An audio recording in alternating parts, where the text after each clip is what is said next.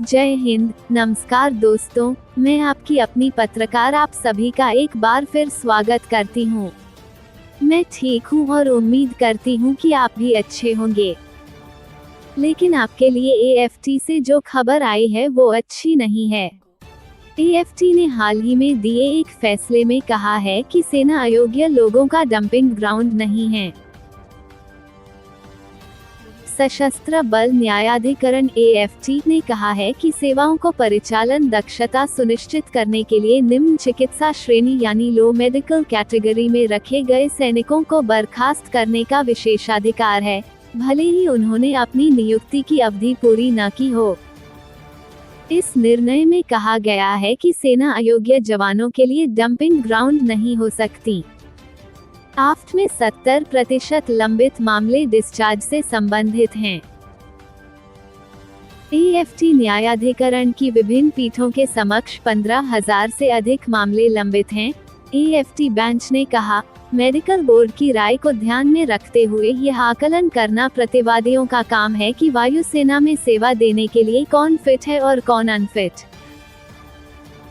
सशस्त्र बलों के जवानों को शारीरिक और मानसिक रूप से फिट होना चाहिए ताकि वे उन चुनौतियों का सामना कर सके जिनका सामना वायुसेना को अपने कर्तव्य निर्वहन के दौरान करना पड़ सकता है।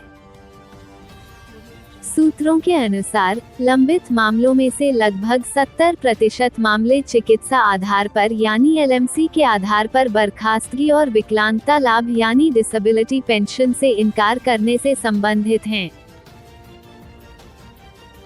न्यायमूर्ति अनिल कुमार और लेफ्टिनेंट जनरल अनिल पुरी की एएफटी पीठ ने सेवा बहाली की मांग करने वाले एक एयरमैन की याचिका को खारिज करते हुए कहा, यह प्रतिवादियों पर निर्भर है कि वे मेडिकल बोर्ड की राय को ध्यान में रखते हुए वायुसेना में सेवा देने के लिए कौन फिट है और कौन अयोग्य है।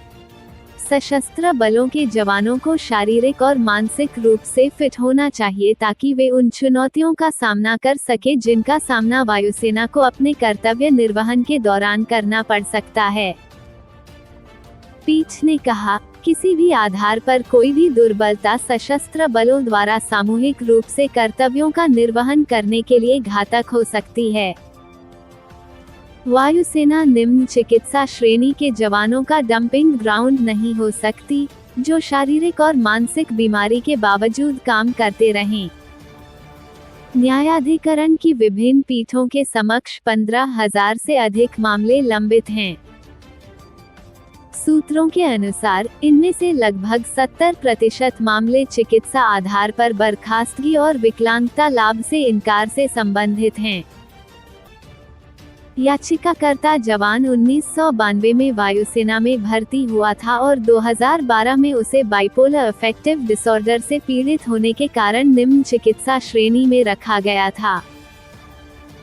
उसे समय समय पर आश्रय नियुक्ति यानी शेल्टर्ड अपॉइंटमेंट दी गई और 28 साल से अधिक की सेवा देने के बाद आखिरकार 2020 में उसे सेवामुक्त कर दिया गया।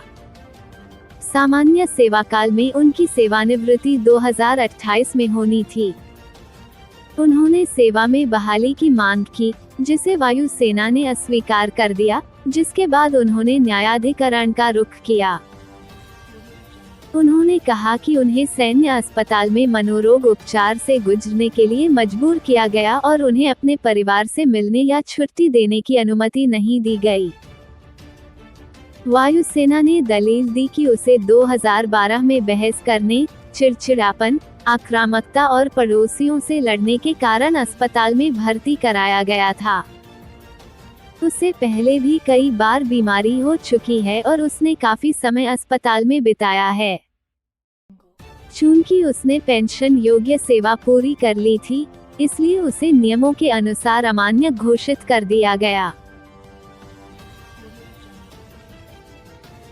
यह निर्णय देते हुए कि मेडिकल बोर्ड की राय में कोई अवैधता या मनमानी नहीं है तथा सेवा में विस्तार देने से इनकार करना कोई अवैधता नहीं है, पीठ ने कहा कि एक सैन्य इकाई की परिचालन क्षमताओं और प्रभावशीलता को बनाए रखने के लिए पर्याप्त संख्या में चिकित्सकीय रूप से स्वस्थ जवानों की आवश्यकता होती है तथा किसी व्यक्ति को अपना कर्तव्य निभाने में सक्षम बनाने के लिए शारीरिक स्वस्थता आवश्यक है।